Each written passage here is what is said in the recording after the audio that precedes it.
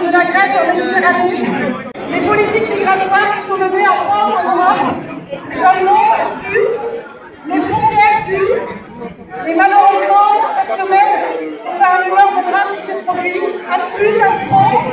La question de l'immigration, il est nécessaire de l'aborder d'une autre façon et d'accueillir l'ensemble des personnes qui arrivent sur notre territoire, qui fuient la guerre et la misère. Et aujourd'hui, on a voulu mettre en avant la question du travail, parce qu'en effet, la grande majorité des personnes qui arrivent sur le territoire souhaitent travailler, et d'ailleurs, dans la grande majorité du travail, tout simplement pour pouvoir vivre dignement, se loger, et pouvoir faire vivre leur famille et avoir accès à tous les droits. Mais aujourd'hui, la situation empêche la plupart des personnes d'accéder à leurs droits et de pouvoir vivre correctement, sont contraintes de travailler dans des conditions absolument indignes par des patrons qui les surexploitent, qui ne respectent pas leurs droits et par ailleurs cotisent à la sécurité sociale, payent leurs impôts, cotisent sur la retraite, mais ne bénéficient quasiment d'aucun de ces droits.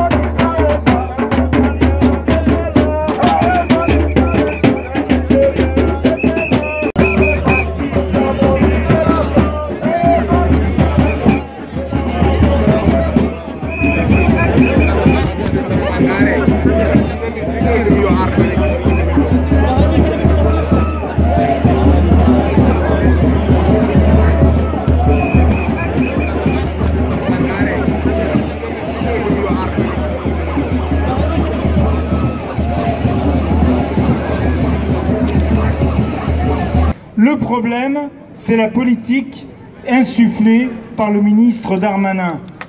C'est la circulaire qu'il a fait passer dans tous les services en France et qu'il a médiatisée pour bien montrer ses muscles, qui recommandait de multiplier les obligations à quitter le territoire. Et on a un exemple avec un de nos élèves, maintenant étudiant en BTS, qui est ici, Montassar.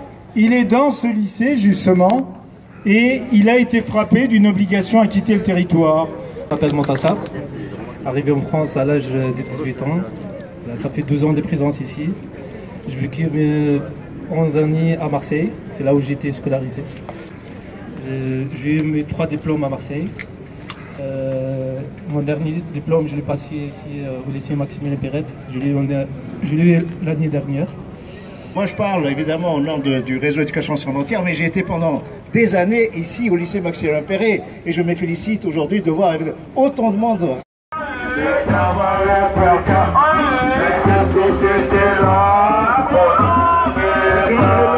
Pour la mairie d'Alfortville.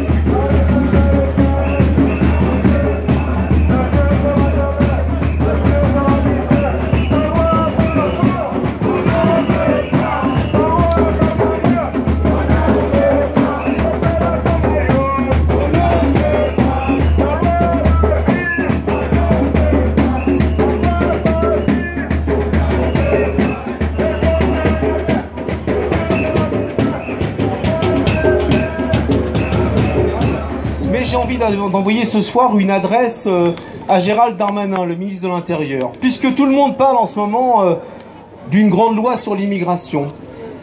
Le piquet de grève Chronopost d'Alfortville correspond exactement en tout point à ces hommes, à ces femmes, à ces travailleurs et travailleuses qui ont été au rendez-vous au moment du piquet de grève et surtout du confinement quand on était tous chez nous.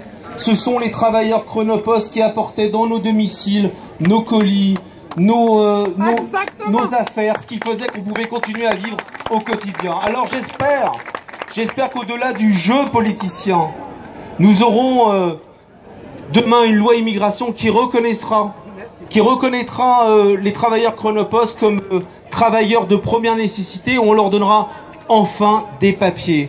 Alors camarades, c'est dedans nous on bossait. Il y a l'entrepôt juste en face et il y a l'accueil là-bas. C'est un boulot de nuit, c'est les déchargements à fond, c'est les chargements à fond, c'est des cadences infernales. Avec un chef sur les dos, allez, pour avoir 600 € à la fin du mois. C'était un esclavage moderne. Nous on l'a dit, ici ça se passe comme ça. Et l'entreprise qui est là, c'est une entreprise dans laquelle l'État est un national stratégique. Donc nous on dit, la honte a ses pouvoirs qui... non seulement qui fabriquent des sans-papiers, mais les exploitent. La honte a ses pouvoirs qui, au lieu de régulariser, discriminent et criminalisent. La honte a ses pouvoirs qui, au lieu d'accueillir, décide de laisser les gens mourir dans la Méditerranée. La honte a ses pouvoirs qui veut priver les gens de l'aide médicale d'État. Le problème, ce n'est ni l'immigration ni les immigrés. Les vrais problèmes aujourd'hui, c'est l'exploitation, c'est les patrons voyous. Les vrais problèmes, c'est l'État qui ne veut pas écouter ni la population ni d'autres personnes. Les vrais problèmes, c'est au lieu de donner aux gens les conditions meilleures au travail, augmenter les SMIC, c'est pouvoir décider de demander aux gens de travailler 2 ans de plus. Alors c'est ça le vrai problème. Aucun sans-papier, aucun étranger, aucun immigré n'est venu pour faire trouble à l'ordre public ici. C'est pas l'objectif. Nous sommes venus pour éteindre les faits qu'ils ont allumés chez nous. S'il y a quelqu'un qui veut vivre en paix, c'est nous. Nous, on veut vivre dignement, travailler dignement.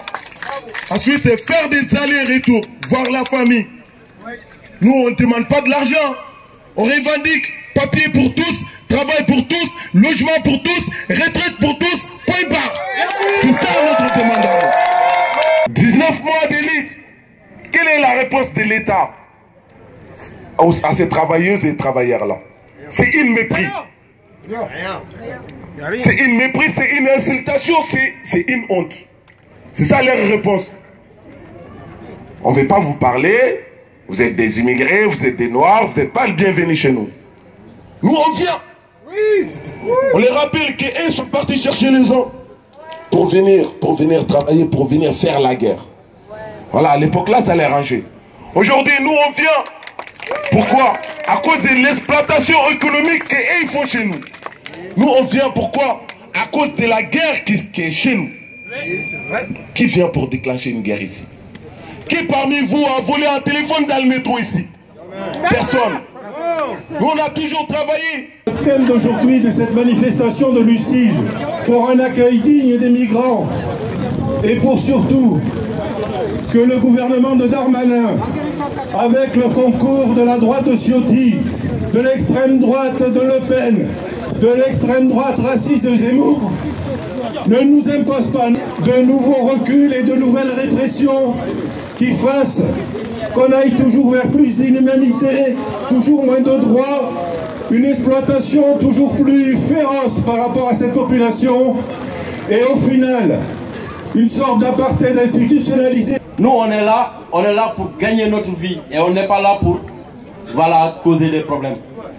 Nous, en tant que membres CSP 75, on vous invite d'ailleurs pour la journée du 14 juillet à 14 h à la place de la Nation. Pour les personnes qui vont tenir notre banderole, ça va être des tirailleurs, ils vont s'habiller en tirailleurs sénégalais. Et les autres membres vont venir avec leur propre tenue de travail. Comme ça, on va montrer au gouvernement français qu'on n'est pas des voyous. On est là pour gagner notre vie dignement. Nous sommes là, on n'est pas des esclaves. Sur les lois Darmanin, en tout cas, nous, on dit non. On refuse. Parce que nous sommes les gens, le peuple qui souffre. Nous venons ici, tout le monde, je voulais vous dire quelque chose. Les gens qui se réveillent à 5 h, à 4 h, à 6 h, dans les métros, dans les trains, tout ça, ce sont des sans-papiers.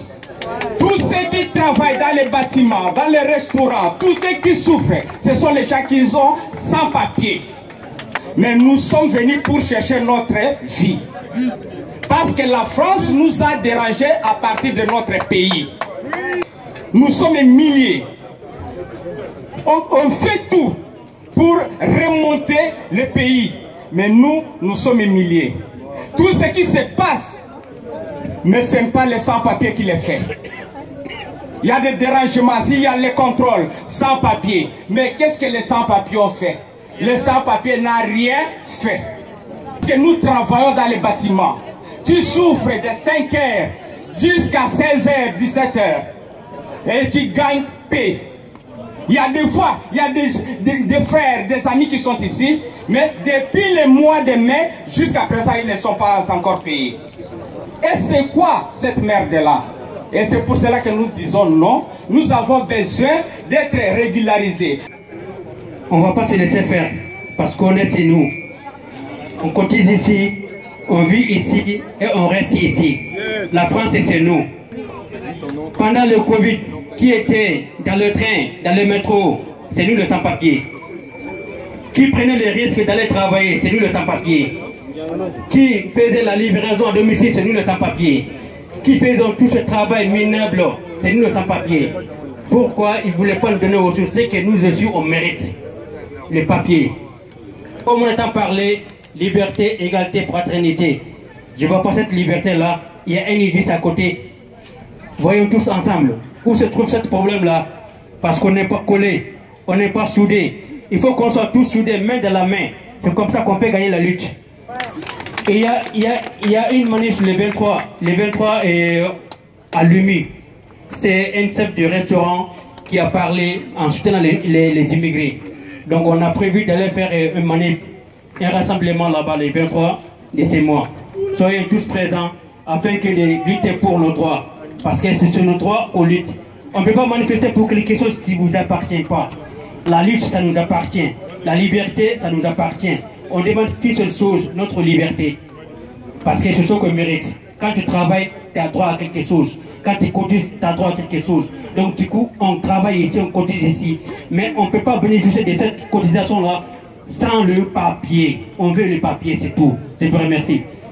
La CGT du ministère du Travail, donc j'interviens pour mon syndicat, qui syndique notamment les inspectrices et les inspecteurs du travail du ministère du Travail et qui sont directement concernés par la question de l'égalité des droits qui est le sujet aujourd'hui. On est mobilisé depuis des années pour soutenir les camarades sans papier parce qu'on considère que si on veut faire respecter le droit du travail dans ce pays, Il faut absolument faire respecter l'égalité des droits. C'est indispensable pour faire respecter des bonnes conditions de travail, l'égalité dans les rémunérations, lutter contre la sous-traitance qui est la maltraitance. Nous, ce qu'on demande, c'est pas simplement les métiers en tension, c'est que quand on est sur une relation de travail, il y a les régularisations systématiques et de droit. C'est pour toutes les situations de tous les sans-papiers qui sont en travail, qui puissent faire valoir la régularisation auprès des préfectures, mais c'est pas un tri par les préfectures qu'on demande, c'est un véritable droit pour que l'ensemble des travailleurs puissent exercer leurs droits dans les entreprises. Et on demande notamment pour les inspecteurs du travail, lorsqu'ils constatent, lorsqu'ils font des contrôles dans les entreprises, qu'ils puissent appuyer les demandes de régularisation. Pour l'instant, c'est pas le cas du tout. Au contraire, quand il y a des contrôles de l'inspection du travail, les employeurs en profitent pour licencier les salariés. C'est ce qui s'est passé ici à Chronopost. En tout cas, franchement, à part de ce qu'il a dit. Merci. Le choix, c'est les républicains. Enfin, quand on a doublé le PIB de ce pays, est-ce qu'on a fait des sans-papiers, aider comme vous, en fait, sauver les Français, Ces chiffres sur la délinquance, des bureaux, des surprises,